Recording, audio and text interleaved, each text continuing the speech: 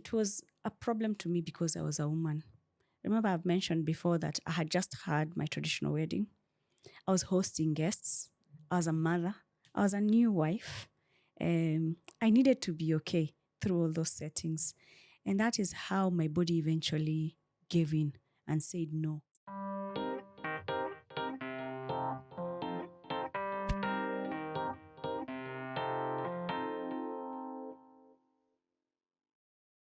Hello, everyone, and welcome to the season finale of the Healing from Opioids Beyond Addiction series. I'm excited about having you here, and I'm very grateful that you have walked this journey with us. I'm Trish Barasa, your host, and welcome. I'm John Marvin. Hi, Trish. Hi, How was your week? my week has been great. Yourself? I've been good, I can say. Yeah, so, Trish, today on this segment, Mhm. we are recovering from opioid addiction. And can you please describe one of your toughest times and give us a rundown of how the day was? So it's not so easy to put a picture on it, but maybe one of the toughest times I've had is when I had very, very excruciating back pain. And it had been occasioned by, I think I had done a lot of activities that day. I had guests around and everything. And I was healing from surgery. But still, because I was taking care of a lot of guests who are either coming to see me and just visit with us, that day I took care of guests. I finished everything and I still had to go through my own healing. Unfortunately, I ended up with a very, very bad gastric attack. So remember, I'm having very bad back pain and a gastric attack. So, in that occasion, can you please explain what's a gastric attack for those who don't know?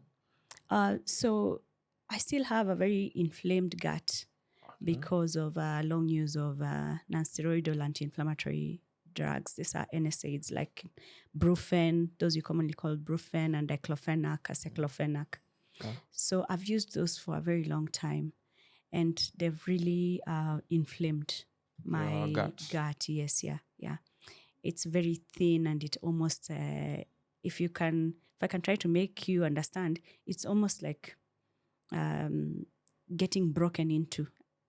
Pieces. Yeah, no, Okay. into a hole. Oh. Yeah, you can imagine intestines like matumbo, and then that matumbo, when it gets a hole through it, becomes porous. Yeah, so that's something. So mine is very thin. It's not yet a hole or anything, and I'm hoping it doesn't get there because that's a medical emergency. Yeah. So what happens when that inflammation is either there's an infection or because of medicine, there's more inflammation that's going on. And what happened that day is I ended up in a very severe pain. I was seated down in my bathroom and my son came finding out what the problem is. And slowly there was a lot of activity to help me get into hospital. Unfortunately for that day, I had to get another opioid injection. By yourself or No, no, no, no, no. So I no longer get to administer opioids to myself because of the decision I made to be on the road to recovery. and how did you navigate towards those challenges within day to day with the pain that you had? So making the decision not to take opioids like I used to take before, and Ah, even not take at all actually, because now I had to change the regimen of medication I'm taking. I no longer you no longer find opioids in my day-to-day medication, which was very common before. Uh, Navigating this means there are days that I actually have to endure some level of pain, and sometimes it's very frustrating. Sometimes it takes an emotional toll on me. It also means that sometimes I am physically limited as to what I can do. I want to do it, but then when there's pain or when there's limitation physically because of the pain that comes with either because of my back or because of my any other area that's hurting. So during such moments, then I it's one of the challenges I have to go through. And when I get through such moments, is I just stop, I pause, because it can be emotionally frustrating. it's physically disabling, incapacitating. But at the same time, it requires a lot of determination and me keeping reminding myself that it's doable. So, do you have any like activities that you do or to keep you away from going back to opioids? In terms of when you're in that instance that you want to inject yourself or go back to old habits, do you have something that can take your mind off that? Oh, yes. So, first of all, I engage in a lot of activities. I have a kitchen garden at home. Um, and I plant different things in my garden, including collards or what we call skuma wiki. Uh, Kales. yes, Kales for the local people. yeah, for the local Yeah. people. Yeah, we have cilantro. I think we call them dania. Yes. I also have spinach, and I have different trees, fruit trees. Those I enjoy doing that. It's given me a green therapy approach to life. Yeah. So I also go to the gym. It helps me to release the dopamine. It's in small doses. Someone explained to me that the dose you get after an exercise or during exercise of dopamine is about 40 milligrams if you are to compare, or 100 on a very good day when you have like that nice injection of dopamine. I'm not so sure about the actual amounts, but let's say something like that. And when you inject yourself with something like an opioid like fentanyl, you actually are getting about 1,100 Well, mgs of uh, dopamine in your system. So you can imagine you really have a great mismatch, and it's that sometimes can push people to go towards that direction. And so I do engage in other activities to ensure that I still have that dopamine release within me, but it's even if it's in small doses, and that I'm keeping myself engaged in other activities so that I'm keeping my mind off so opioids. within this period, you might had that one day that almost hell broke loose. Could you recall a moment that you were in that situation? Uh, I'm not so sure if I fully understood the question, but if it's about what really happened, Yeah. yeah, considering maybe I didn't quite fit the profile of someone who would ever be in this situation of taking or abusing drugs. I had actually taken opioids for a very long period of time. And I For do how long? think about 2 to 3 decades. That's about 30 years. I think it's Using longer. opioids. Yeah, it's longer than Wow. you, Marvin. How old you are? I know. I won't mention my age, but yeah, that's long Yeah, enough. I know. So I there was a lot of activities that happened around the time that like my body literally said no. And I've read this book by Dr. Gabo Mate, who talks about how your body can say no when you literally say yes to everything. You're a people pleaser, and you're taking on too much emotional. You're emotionally responsible for everyone else except yourself. So the year before I had had a traditional wedding, I was in pain, yes, but I was doing all these things. And as at the time when I was really going down and I was in severe pain, my back was giving in. My the endometriosis had invaded my stomach. I was dealing with a bit of a flare here and there, although not so full of the lupus. The adenomyosis was hitting me on the other end. Emotionally, I was also dealing with a lot. I was now a new wife. In fact, as at the time when I was now no longer in control of myself, and my body at that point had said no. I remember I'd come from surgery. I need to be well. I need to host guests. I need to look like I'm doing well. Everyone is really much now invested, and I am being spotlit in terms of my well being. And I had to be okay. And so at that moment, I think I lost it. And that is when, in the process of trying to be okay, I became very unwell. Wow. Yeah. And I fell into the path of opioids. So Trish, Yes. I had one of the comments asking like what system supported you in this tough period while you're recovering from opioid abuse. Marvin, I was mainly supported by my family Mhm. and friends. And I say friends, I also include very close neighbors who are very close to me, with whom we've developed long relationships over quite some time now. Um, and again, it's through these friends that I was able to actually appreciate the challenge that I was dealing with and how serious it was, and to realize that I was not just taking the meds for pain relief, but also taking them for their euphoria, and that is how come I was abusing the opioids. And again, it's through these linkages, friends, that I was able to get a pain specialist to be able to relook my medicines, the regimen that I had, and give me alternative medication to pain and be able to help me ease off the withdrawal without a very nasty experience, which is the withdrawal system that easily now leads others, many people, to relapse. Okay. Yeah. So there's this other burning question that the audience have been asking. Mhm. If your situation affects both gender or it's one-sided. Okay, so I wouldn't say that I have looked into the literature on that, but for me, I would say it was a problem to me because I was a woman. Remember, I've mentioned before that I had just had my traditional wedding. I was hosting guests. I was a mother. I was a new wife. I needed to be okay through all those settings. And that is how my body eventually gave in and said no in the process of being okay and pushing the boundaries. I pushed back, but I pushed back in a way that I went down the opioid use disorder path.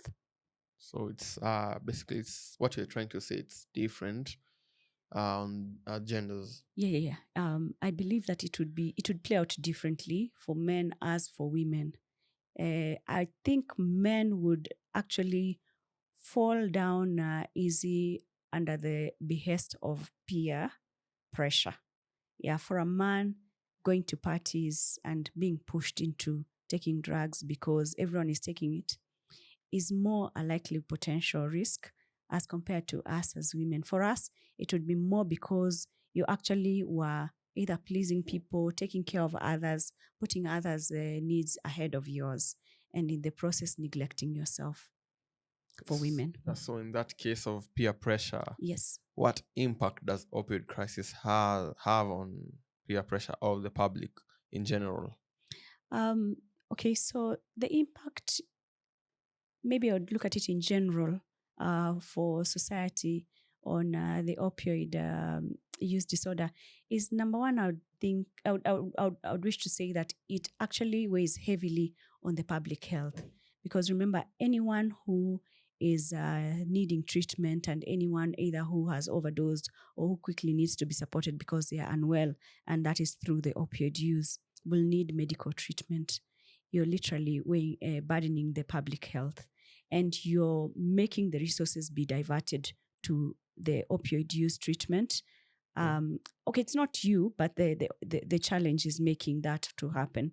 Secondly, when you're put down by opioid use disorder, you're not productive. You're not at your best. You're not at your prime. So what happens is you end up falling off on your productivity, whether it's at work or even if you're not going to work or whatever activity you're engaging in as a student. We lose some days off when you're unwell. Thirdly, I would say in terms of relationships and families, it puts a strain on family and relationships. And that directly has an effect on the social fabric. So personally, onto you, did it affect your relationship? Yes, it did. Okay. Yeah, it affected me, it affected my family, it affected my friends also. Fourthly, I would also say that you you would find that there are resources that are channeled towards either, especially when we have focused on it from a criminal side as opposed to from a treatment and health side. You find that you have a lot of the criminal and justice resources Yeah. diverted towards taking care of opioid use disorder as opposed to that serving the citizens in any other useful manner. So in this case, as it has had an impact on society, are there policies and recommendations toward opioid abuse that could help peers to survive through this period? Policy recommendations that quickly come in mind is number one, we need to have a more like very deliberate effort towards turning the health system towards treatment of opioid use as opposed to criminalizing it. When you criminalize, you simply just throw this person into a likelihood of going to jail, coming out of jail, and going back again. You're generally just creating a hardcore criminal. So back and forth. Yes, it's a back and forth. It's actually called recidivism. Uh, Yeah, as opposed to when you treat the person, you're likely to help them come off the opioid use. And there's a lot of evidence out there, research and all that, that it's actually a disease. Yeah, so instead of handling it as a a crime. yes, handle it as a disease and help these people. And because our constitution guarantees everyone of a right to health, help Yeah, people sure. to get access to treatment.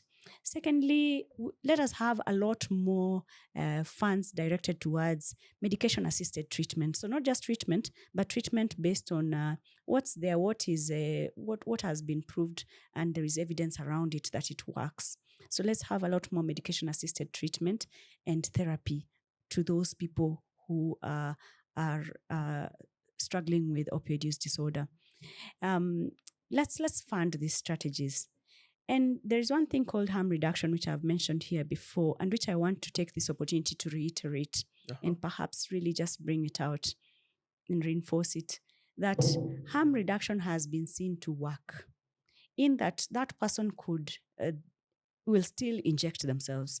So instead of letting them inject themselves and perhaps contract an infection of the blood or HIV because they are sharing needles or what have you, and this is already being practiced in developed countries, it's better that you actually have a program in place which allows for them to have access to cleaner needles and to have access to um, better conditions through which it is safe for them to inject themselves.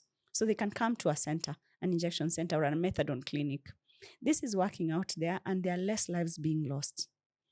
The other thing is, so that's harm reduction, is to society as a whole. Let's look inside ourselves and channel our efforts towards supporting those who are struggling with opioid use disorder. And that takes us getting educated, us becoming aware, self-aware, reduction of stigma, but importantly, coming to the table with compassion.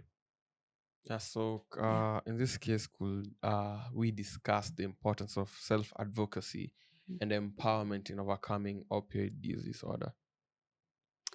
Um, Self-advocacy is important. And I always use myself as an example, especially for this, that's a very dicey topic. When I took self-advocacy for and took the self-agency towards addressing this, it meant that I got myself educated. It meant that I got into acceptance that there was a problem.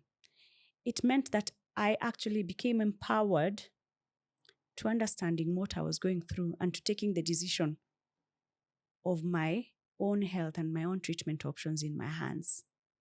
And I'm able to now sit at a table with a doctor and look through it and discuss. And then I'm able to make very clear goals that are achievable. If it means I'll be clean today, that's the decision for today. You don't need to make a decision for a month. Tomorrow you'll make tomorrow's decision. Or if it's a week, and then the next week you make another decision. That's what self-agency is about, taking the decision into your own hands. And you can only do that when you're informed. And then after that, you're able to make decisions about your treatment plans and discuss it with your healthcare provider or your therapist. Yeah, so kindly, you said you had goals that you had set. Would you mind mentioning maybe two? Yes. There was a time it used to be 6 hours a time. Without using opioid. Or without using opioids. Okay.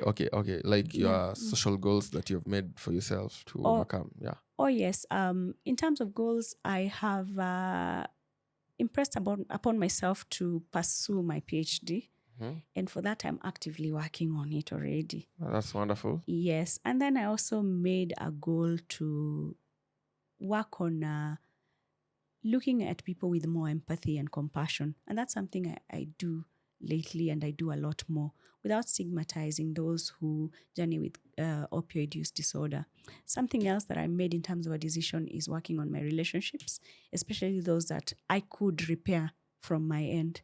And I have repaired most of those that were broken previously because of opioid use.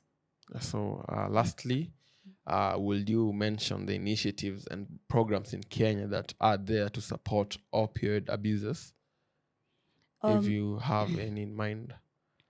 So I am aware that we have in place a Narcotics, Drugs and Psychotropic Control Act of 1994. And it helps to bring in and scope the possession, the use, the transportation of narcotics. I know Kenya is yet to come, like, really face up to the opioid problem, like an opioid problem. We would rather throw it into that umbrella of narcotics and drugs, because we are still grappling more with alcohol. And you've seen the efforts that government has put in place with alcohol, especially the illicit brew. So there is no direct or targeted in terms of government policy towards opioids, but there is a protocol in place for how to handle someone who is under drug substance abuse. Yes, yeah. Yes, and there's already a lot of, especially on the criminal and legal justice system, there's a lot of effort towards apprehending, to control possession of cannabis. You're not supposed to grow it. If you grow it, you forfeit that property. But I do hope that as more and more is being said about it, because they always say when the West coughs, when the West sneezes, it is Africa who. On the receiving end. Yes, yeah. So now that the West has sneezed, and those opioids have been rejected on that end, or there is policy from that end which has acknowledged a crisis and is addressing it, trust me, the impact is coming to Africa. And By you mentioning cannabis, do you mean cannabis sativa? Yes, cannabis sativa. It helps in opioids. No. It's also one of those substances the country is actively addressing against its abuse. Yes. And there are efforts within the coastal region for drug abuse and narcotics and psychotropic drugs, especially the coast region. And now every county has a rehabilitation center. Yes. So those efforts by NACADA, they are being spearheaded by NACADA, have helped the whole nation come alive to the fact that we have drug abuse and narcotics in our society. But we are yet to label opioids for what they are, and we're yet to look at it as opioids. We are still in those archaic times of looking at drugs from an umbrella label of drugs. Yeah. And then as a society, we are still stigmatizing. We are socially excluding people who, when you really think about it, need us. Yeah. And I do hope that there will be more effort, there will be more discussion and awareness created around this, and that this will be spearheaded by government and also by the private sector, including forums like this ones of us, platforms where we're actively speaking about it from a point of pain management, but also in the process bringing into the fold those who are using them for recreational purposes or the illicit opioids like heroin. Yeah. I think that said, the season final has come to an end. Thank you. How do you feel about it? Wow, it's been quite a heavy season. I had to put myself on the line. And I am Your happy. reputation is on the line. Yes, my reputation is on the line. I am happy to have done this so that I can save 1 or 2 lives. I've actually received a lot of messages through my phone inbox and the social media forums where we are on Facebook, on TikTok, through the Beyond Condition handle. And many of you are coming out to say, I'm struggling with opioids, I'm struggling with drugs. Where do I go? What do I do, Trish? And I'm able to provide very tailor made advice and information and solution to you. I've heard from a nurse, not one, a theater nurse, a normal hospital nurse, not a theater one. I've heard from a doctor, a medic. I've heard from different people, friends of mine who are telling me, is one who had knee surgery, and she's told me she's not been able to come off the drugs 2 years down the line. So I'm now hearing more and more people coming out. And if I had to put myself on the line to save you, to give you hope, to educate you, to make you aware, and to bring about compassion, I'm happy that I did that. It's worth it. Yeah, it was worth it. Yeah. Yeah. So I've been your host, John Marvin. And I've been your host, and through the channel Beyond Condition, which advocates for chronic conditions, your hosts and your opioid survivor, Trish Barasa. And hope to see you again for another exciting series where we will look at other challenges that are bedeviling us, either through chronic conditions or through the health spectrum in our society. Thank you.